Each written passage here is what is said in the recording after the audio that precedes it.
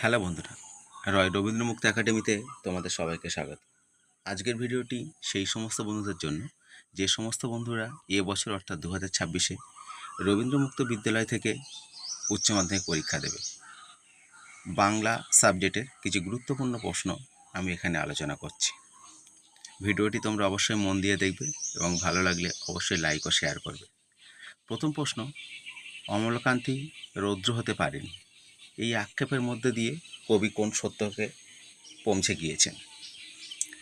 পরের প্রশ্ন, আবার আসিব ফিরে কবিতায় বাংলার প্রকৃতির প্রতি কবির গভীর ভালোবাসার পরিচয় দাও। পরের প্রশ্ন, বর্ণমালা আমার দক্ষিণী বর্ণমালা কবিতায় মাতৃভাষার প্রতি গভীর অনুরাগ কিভাবে প্রকাশ পেয়েছে? পরের প্রশ্ন, দেনা পাওনা গল্পের নামকরণের সার্থকতা বিচার করো।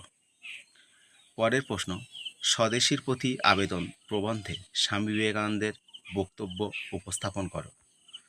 পরের প্রশ্ন, ডাকঘর নাটকে অমলের চরিত্র বিশ্লেষণ করো। পরের প্রশ্ন, অন্ন চাই প্রাণ চাই নাটকে একদিকে অন্যের জন্য হাহাকার, অন্যদিকে কৌলুসের চিত্র। নাটক এই দুটি চিত্র নাট্যাংশে কিভাবে বর্ণিত হয়েছে? নমস্কার বন্ধুরা, আজকের ভিডিওটি এই পর্যন্ত। ভালো লাগলে অবশ্যই লাইক ও শেয়ার করবে এবং স্বল্প মূল্যে নোট ও সাজেশনের যদি তোমাদের প্রয়োজন হয় তাহলে সরাসরি রয় রবীন্দ্রমুক্ত একাডেমির অফিসিয়াল নাম্বার 9088283819 এই নাম্বারে যোগাযোগ করবে। নমস্কার।